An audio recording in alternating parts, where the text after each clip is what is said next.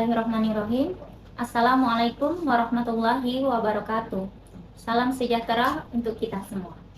Perkenalkan, nama saya Bidan Fitriani Bahriyah, STRCAP MCAP, salah satu dosen di Prodi Kebidanan Institut Teknologi dan Bisnis Indragiri. Pada kesempatan ini, izinkan saya menjelaskan salah satu mata kuliah yang saya ampu. Video ini dibuat dengan tujuan memenuhi salah satu persyaratan sertifikasi dosen tahun 2025 oleh Kemendikti-Saintek, yaitu pernyataan diri dosen dalam unjuk kerja Tridharma Perguruan Tinggi atau PDD UKT-PT, khususnya aspek pengajaran. Adapun mata kuliah yang saya ampu adalah Asuhan Kebidanan, Persalinan dan Bayi Baru Lahir dengan kode mata kuliah KBD 50315. Adapun deskripsi mata kuliah ini adalah memberikan kemampuan kepada mahasiswa untuk memberikan asuhan kebidanan pada ibu dalam persalinan dan bayi segera setelah lahir, dengan pendekatan manajemen kebidanan didasari pada konsep-konsep, sikap dan keterampilan serta hasil evidence based. Mata kuliah ini merupakan mata kuliah wajib semester 3 pada Prodi D3 Kebidanan dengan beban SKS 4, yaitu 2 teori dan 2 praktek. Jumlah pertemuan mata kuliah ini adalah 16 kali pertemuan, yaitu 14 kali tatap muka, 1 kali UTS dan 1 kali ujian akhir semester.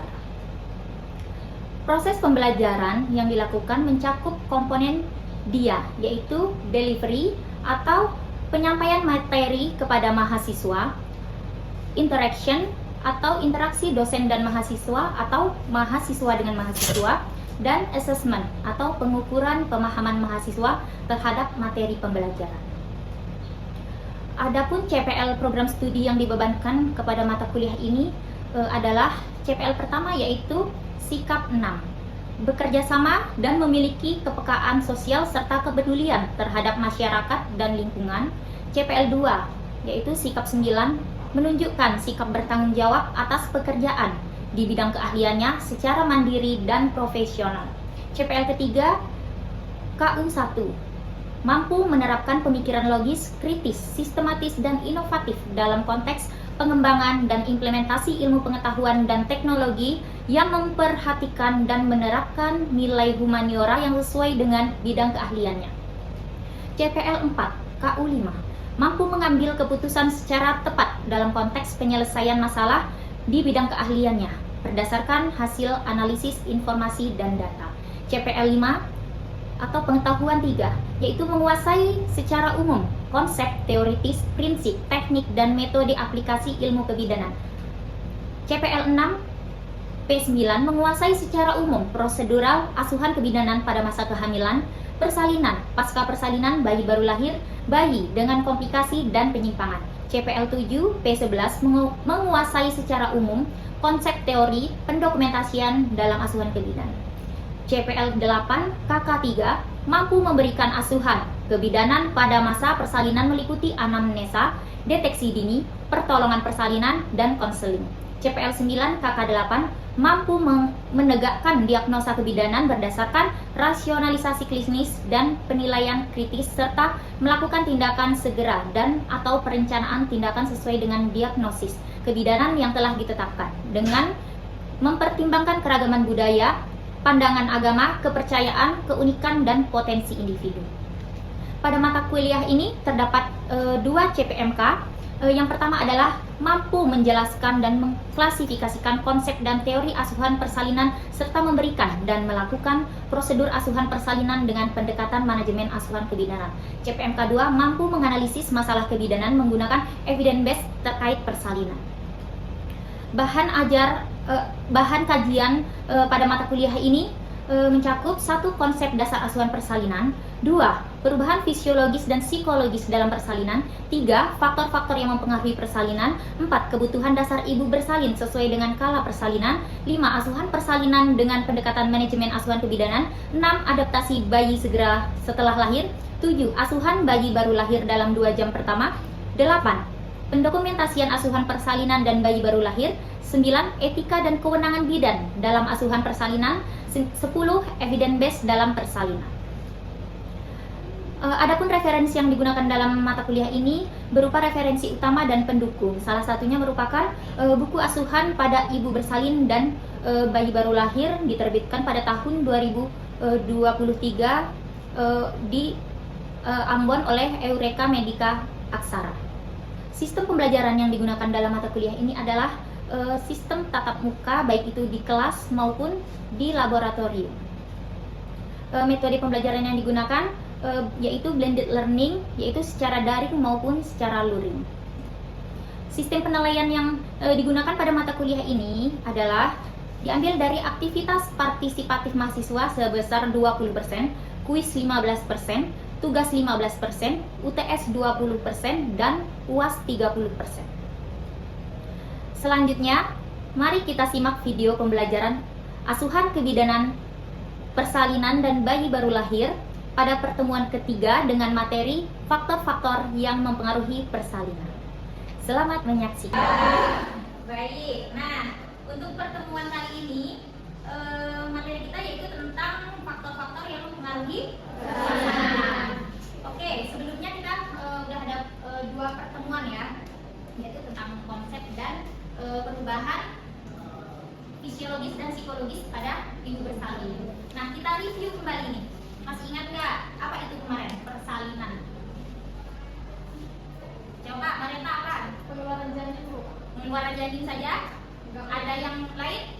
Erma? Proses pengeluaran hasil konsepsi dimulai dari adanya kontraksi dan perubahan pada serviks, kemudian lahirnya janin dan diakhiri dengan konsep placenta. Baik, bagus, kasih hapus dulu. Nah, benar tadi ya, kita ingat-ingat kembali, persalinan ini dimulai dari apa? Dari adanya kontraksi, terus adanya Perubahan pada serviks. apa itu perubahan pada serviknya? Adanya pembukaan, betul. Kemudian lahir janin dan diakhiri placenta. Itulah proses dari persalinan. Nah, dalam proses persalinan ini terbayang nggak kira-kira apa sih yang menyebabkan bayi ini keluar gitu? Nah, pernah dinas kan? Nolong bidanan? Ya. Ada nggak nolong kakaknya? Mungkin dimintain DTV. Nah, kalian melihat bagaimana proses dari persalinan tersebut. Ada yang mau cerita? Coba, ayo. Angel. Izin Bu, berdasarkan pengalaman saya sebelumnya Ya. dalam TK, bayi bisa lahir itu ketika kontraksi ibunya bagus. Kontraksi bagus, Ditambah baik. juga dengan pembukaan yang lengkap, Bukan dan lengkap. itu berjalan dengan baik, dan terus ditambah dengan induksi. Itu berdasarkan pengalaman yang saya. Oke, Angel mengatakan pernah melihat nih di ruang VK ya, ibu bersalin karena kontraksinya bagus, betul? Iya, betul. Terus apa itu Angel? Pembukaan yang Pembukaannya sudah lengkap sehingga bayinya bisa keluar. Apalagi dia? tenaga ibunya. Iya, ibunya mengejar ketika mengeluarkan janinnya ya atau bayinya. Nah, terus Angel melihat lagi karena Dikasih induksi. dikasih induksi. Apakah semua persalinan dikasih induksi? Tidak. Nah, tidak ya. Oke, jadi itu beberapa tadi faktor yang mendukung terjadinya persalinan. Masih ada faktor yang lain? Penasaran? Ya, Bu. Oke, kalau penasaran, tolong ikuti mata kuliah ini dengan serius, dengan seksama ya. Nanti boleh didiskusikan kalau umpama punya pengalaman-pengalaman ketika dinas kemarin, gitu ya.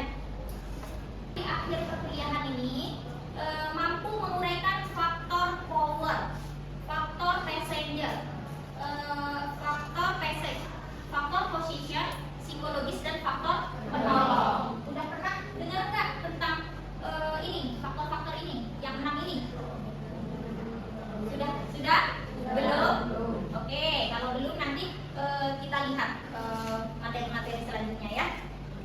Baik, untuk buku referensi Ibu masih gunakan buku yang juga kemarin kita gunakan ya. Ini buku yang Ibu tulis di 2023 kemarin, yaitu tentang asuhan kebidanan pada ibu bersalin dan bayi baru lahir. Nah, di sini kurang lebih dia lengkap untuk materi-materi yang akan kita pelajari selama 1 semester ini. Nah, kita masuk ya ke materinya. Di sini ada tadi 6 faktor, yaitu 6P. Dari 6P ini ada 3 faktor yang merupakan faktor fisik utama proses persalinan. Apa saja? Yaitu ada faktor Fowler, Preser, dan Weber. Nah, sedangkan 3 faktor lainnya ini merupakan faktor yang tidak langsung, yaitu adanya posisi ibu ketika bersalin, psikologis ibu ketika bersalin, dan penolong atau kita sebagai tenaga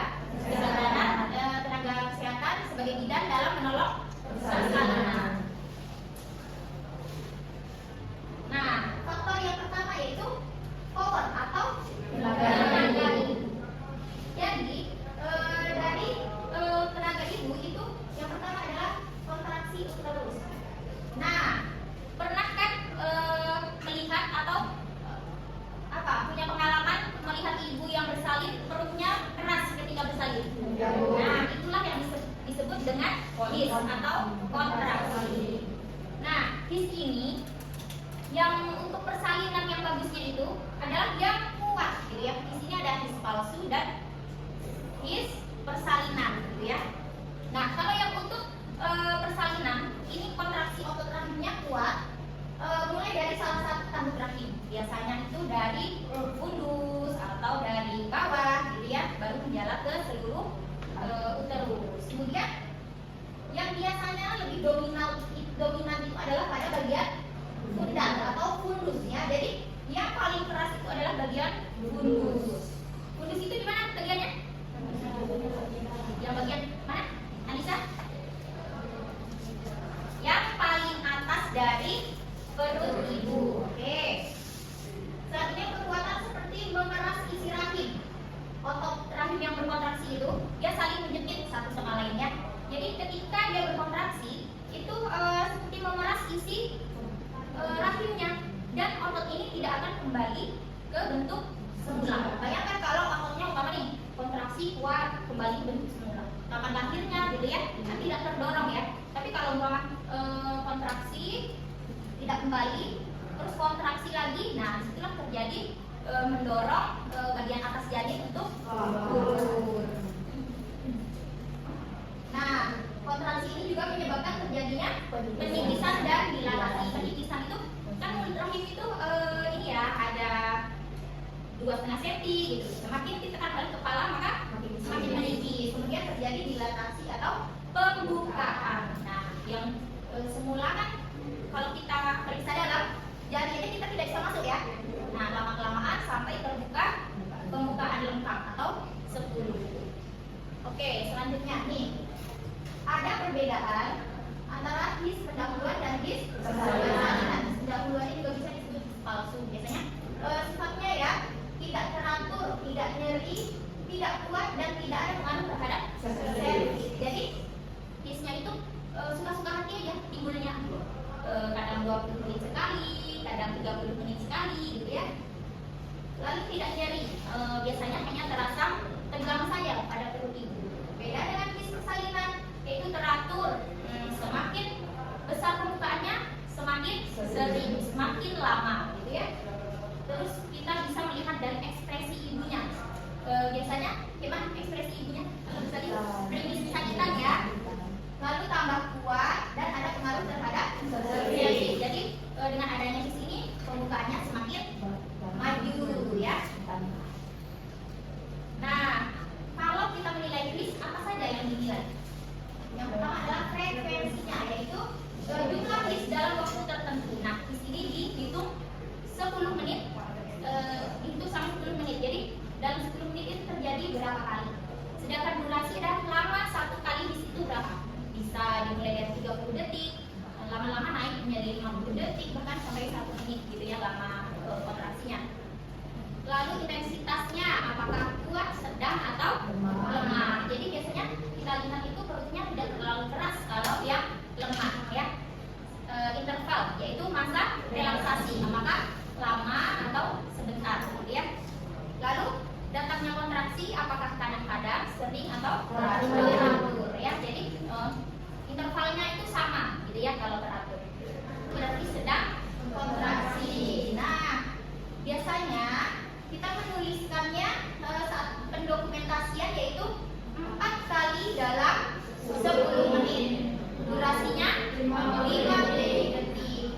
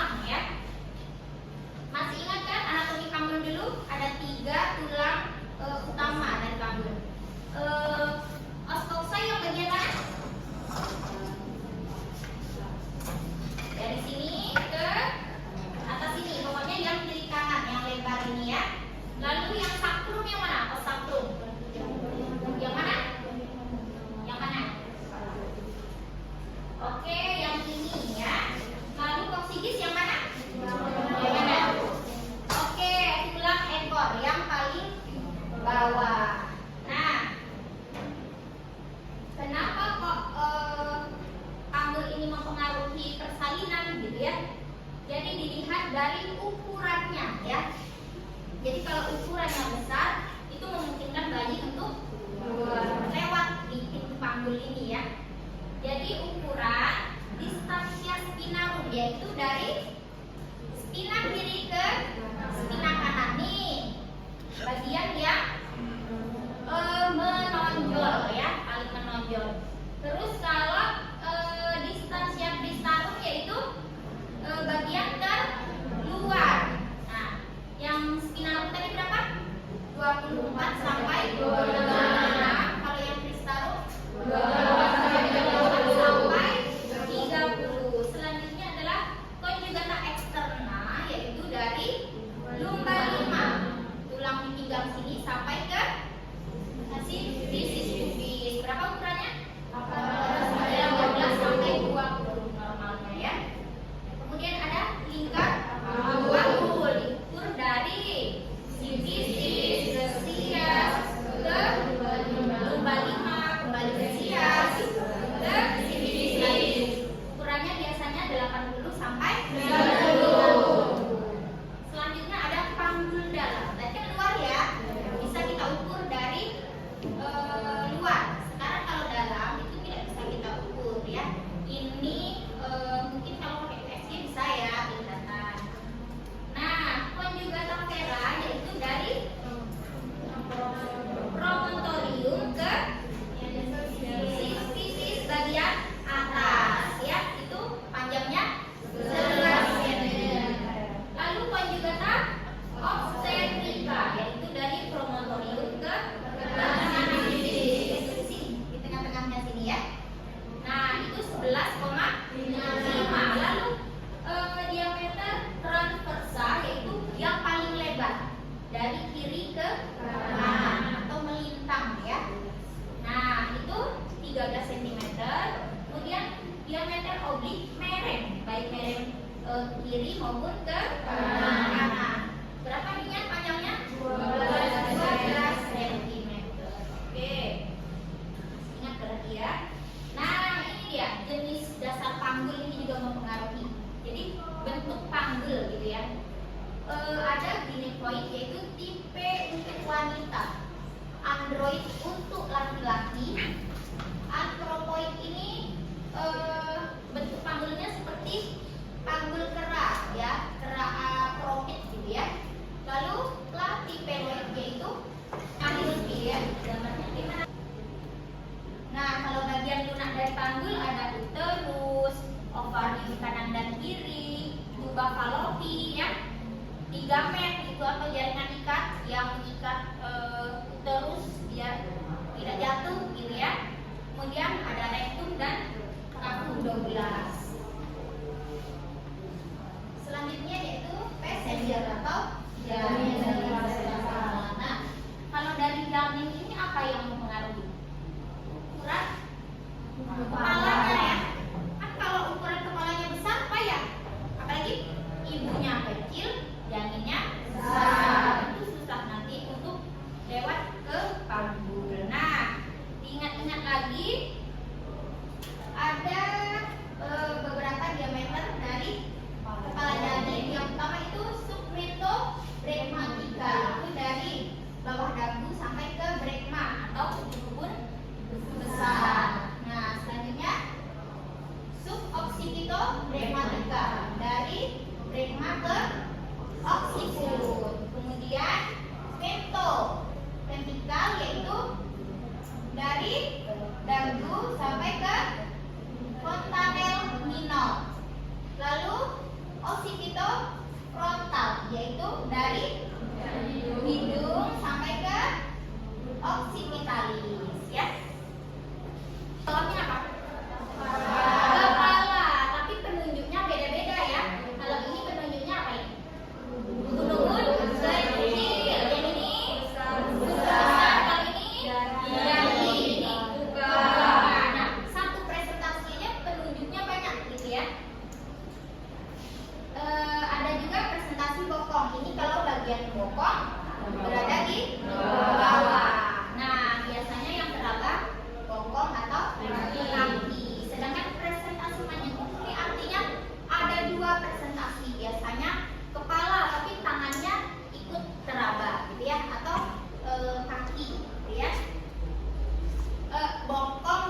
kaki kalau bagian bokong ya. Nah, selanjutnya posisi. Faktor yang keempat ya. Jadi posisi ibu juga mempengaruhi persalinan. Coba bayangkan ibu yang posisi telentang sama miring, itu cepat yang mana? Kiri ya. Karena selain ibunya nyaman, memang kalau untuk nyaman mungkin apa ya?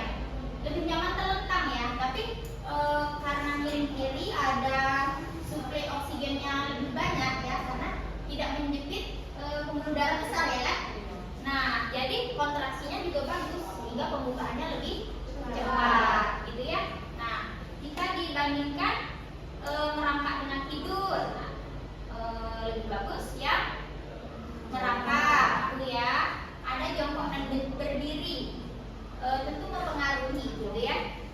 Dia duduk dan setengah duduk, terlentang dan miring. Nah, kalau untuk mengurangi risiko risiko ruptur itu posisi miring dan juga cepat terjadi pembukaannya gitu ya. Kalau yang telentang itu ibunya biasanya cepat sesak ya karena oksigennya kurang. Lalu posisi tegak juga cepat karena ada gaya gravitasi, itu gaya tarik ini ya kan.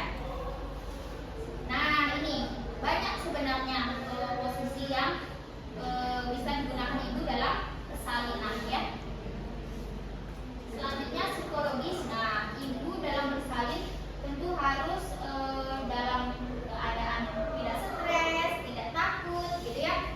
Makanya dalam persalinan itu dibutuhkan pendamping untuk memberikan support supaya ibunya kuat gitu ya, tidak takut. Selanjutnya penolong. Nah, kemampuan penolong ini juga mendukung. Tapi sebenarnya secara fisiologis ya, bayi itu tanpa bantuan kita itu bisa lahir sendiri dengan adanya HIMSS tadi, gitu ya.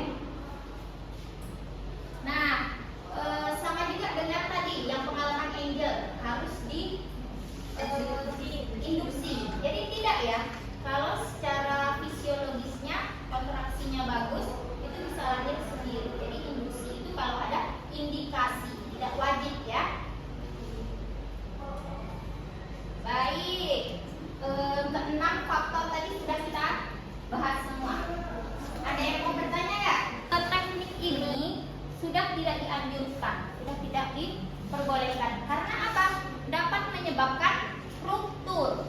Kan dipaksa ya, apalagi kalau pembukaannya belum lengkap. Jadi tidak boleh, biarkan pembukaannya lengkap dulu, HIMSS-nya kuat, baru kalau ibunya mengejar saja boleh gitu ya. Tapi kalau sampai didorong-dorong itu tidak boleh. Nanti leher janinnya juga bisa cedera ya, karena kan tertekan gitu ya, dipaksa. Dan juga rahimnya bisa ruptur atau sobek. Baik, ada lagi? Tidak ada? Paham semua berarti ya? Oke, selanjutnya ini dulu. Kita kasih kesimpulan dulu ya. Jadi kesimpulan pada materi hari ini adalah ada 6 faktor yang mendukung persalinan. Yang pertama adalah atau kekuatan ibu. Yang kedua jalan lahir. Yang ketiga atau janin. Yang keempat posisi bersalin. Yang kelima psikologi bersalin. Dan yang keenam adalah penolong. Nah, kalau 6 faktor ini diingat-ingat ya. Oke, selanjutnya nah, coba kita quiz ya. Dijawab, ditulis ya. Nanti diperiksa sama sebelahnya boleh. Satu soal 15, bayar sendiri aja ya.